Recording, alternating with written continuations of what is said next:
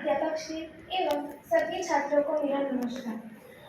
आज जिनकी जन्म जयंती के उपलक्ष्य में हम सभी यहाँ एकत्रित हुए हैं, ऐसे प्रेमचंद जी के चरणों में मैं नमन करती हूँ। आज मेरा विषय है आचार्य प्रेमचंद जी के लिखी गई कहानियों में से एक, शतरंज के खिलाड़ी। शतरंज के खिलाड़ी, जिसमें प्रेमचंद जी ने आज की जो सामाजिक व्यवस्था है उसे उल्लेखा गया है। ऐसा कह सकते हैं कि उन्होंने इस जमाने को अपने जमाने में ही देख लिया था। बात की जाए प्रेमचंद जी की, तो उन्होंने उनके लिखे गए 1906 से लेकर 1936 तक के साहित्य वो हमारे लिए एक प्रतिभा है, जो आज के जीवन में भी हमारे लिए बहुत ही मूल्यवान रखते हैं। उन्होंने उस समय में जो नारी पर हो रहे थे अत्याचार, जैसे कि दहेज प्रथा, सती प्रथा, अनमेल लग्न, जो उन्हें पसंद नहीं थे वैसे व्यक्ति से भी लग्न, ऐसी सारी विषयों पर भी उन्होंने बहुत सी पुस्तकें लिखी हैं। प्रेमचंद जी ने अपने शतरंज के खिलाड़ी में लिखा है कि उन्होंने आज के लखनऊ के बारे में लिखा है, जब वहाँ अंग्रेज राज्य किया करते थे।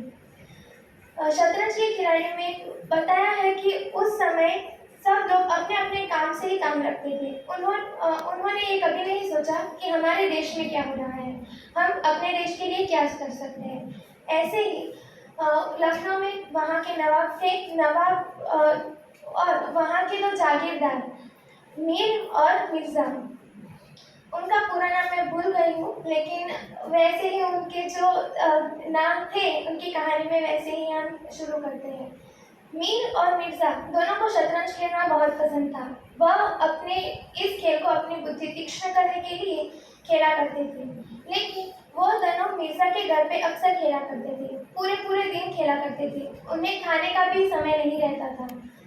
मिर्जा की पत्नी को यह बात बिल्कुल पसंद नहीं थी, उनको परिवार वालों को भी नहीं पसंद थी, इसलिए उन्होंने बहुत समझाया कि अब आप इस खेल को छोड़ दें, लेकिन वो मानने को तैयार नहीं थे। अक्सर वो खाना खाने के लिए भूल जाते थे, तब ऐसा लगता था कि हमने रोजा रखा है, कोई बात नहीं, आज खाना नसीब नहीं हुआ।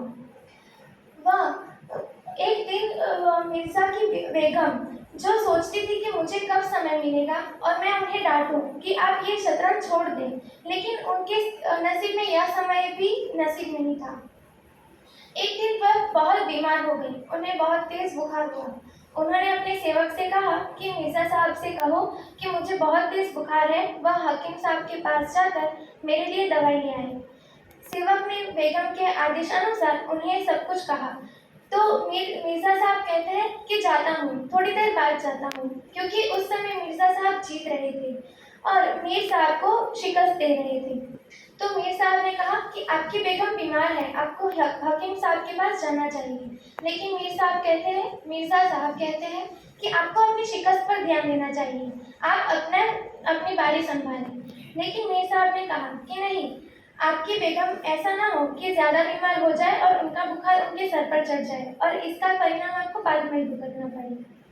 तो बहुत समझाने के बाद मिर्जा साहब अपनी बेगम के पास गए। आज बेगम साहब को अपना वह समय मिल गया जब वो उनकी डांट लगा सके।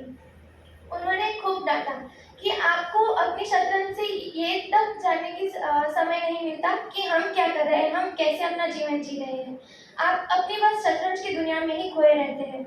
और मुझे तो ये समझ में नहीं आता कि मीर साहब यहाँ पर आके क्यों रोज बैठ जाते हैं। उनके परिवार में कोई उन्हें बोलता नहीं। मैंने तो इनका नाम मीर बिगाड़ू रख दिया है, उन्होंने ही आपको बिगाड़ के रखा है, तो आप इसे छोड़ दें। तो मिर्जा साहब कहते हैं कि नहीं, मैं क्या करूँ बेगम, वो आकर बैठ जाते हैं और वो मेरे बराबर के हैं, मैं उन्हें ना भी नहीं कह सकता। तो बेगम कहती है कि दासी जाओ और सारी शतरंज फेंक दो। तो मिर्जा साहब कहते हैं कि नहीं, ऐसा मत करना, अगर आप ऐसा करोगे तो आपको मेरी लाश से गुजरना होगा। लेकिन बेगम पर तो गुस्सा सवार था आज, क्योंकि इतने सालों का गुस्सा उन्हें आज निकालने को मिला। तो वो गई। मिर्जा साहब ने मना किया फिर भी, लेकिन उनके शतरंज के रूम के आगे जाते ही अपने आप उनके पैर थमने लगे। उन्होंने सोचा कि गैर मर्द के सामने मैं ऐसे कैसे चली जाऊं, लेकिन उन्होंने खिड़की से झांका, देखा तो मीर साहब शतरंज के कुछ प्यादों को उलट सुलट करके नीचे टहलने के लिए चले गए थे। फिर वह अंदर गई, कुछ कुछ प्यादों को उठाया और खिड़की से बाहर फेंक दिया। मीर साहब वहीं नीचे टहल रहे थे। उन्हें समझ आ गया कि चूड़ियों की खनकती हुई आवाज़ और बाहर बारी में से फेंके हुए प्यादे। बेगम ज़रूर ही बहुत नाराज़ है। अब घर जाया ही मुनासिब है। वह वहीं से तुरंत घर चले गए। मिर्ज़ा साहब अब कुछ कर नहीं सकते थे, इसलिए वह हकीम के पास दवाई लेने के लिए जा रहे थे। लेकिन वह दवाई लेने के लिए जाते जाते सीधे मीर साहब के घर पहुंच गए और उन्हें कहा कि मुझे माफ़ करना दोस्त, लेकिन मेरी बेगम का आज गुस्सा पहली बार मैंने देखा है और वो अब हमें खेलने नहीं देगी। तो मीर साहब ने कहा कि कोई बात नहीं, मेरा घर किस काम का, कल से हम मेरे घर पे खेलेंगे। आप अपनी बेगम को डराया और धमकाया करें, ऐसे वो आपको मना कैसे कर सकती है। मेरी बेगम को देखिए, मैं उसे कुछ टाइम के लिए बोलता भी नहीं, और अगर मुझे शतरंज के लिए देर हो जाए तो वो खुद मुझे उठाती है और कहती है कि जाइए जल्दी से तैयार होकर शतरंज खेलने के लिए जाए। तो दूसरे दिन से उन्होंने अपने कार्य को वैसे ही शुरू कर दिया, लेकिन मिर्ज़ा साहब के घर की जगह से वह मीर साहब के घर रहने लगी। इस तरह मीर साहब की बेगम को यह बिल्कुल पसंद नहीं आया। वह अक्सर खिड़की में से बाहर झांका करती और अपने घर से ज्यादा दूसरों के घर की उन्हें ज्यादा चिंता रहती। और जब से मीर साहब घर पे शतरंज खेलने लगे, तब से उनका यह कार्यक्रम में भंग हो गया और घर के नौकरों को भी यह बिल्कुल पसंद न आया, क्योंकि उन्हें अब थोड़ी थोड़ी देर से हुक्का तैयार करके देना पड़ता है, खाना देना पड़ता है, पानी, ये सब उन्हें अब करना पड़ता है। इसलिए घर के सेवकों ने अब मीर साहब की बेगम के कान भरे कि मीर साहब के पूरे दिन शतरंज खेलते रहते हैं, उन्हें कहे कि कोई काम करे। आसपास के पड़ोसियों को भी यह पसंद नहीं, इसलिए उन्होंने फिर मीर साहब की बेगम ने इसे नजरअंदाज किया। दूसरे दिन एक घोड़े पे सवार सिपाही आया।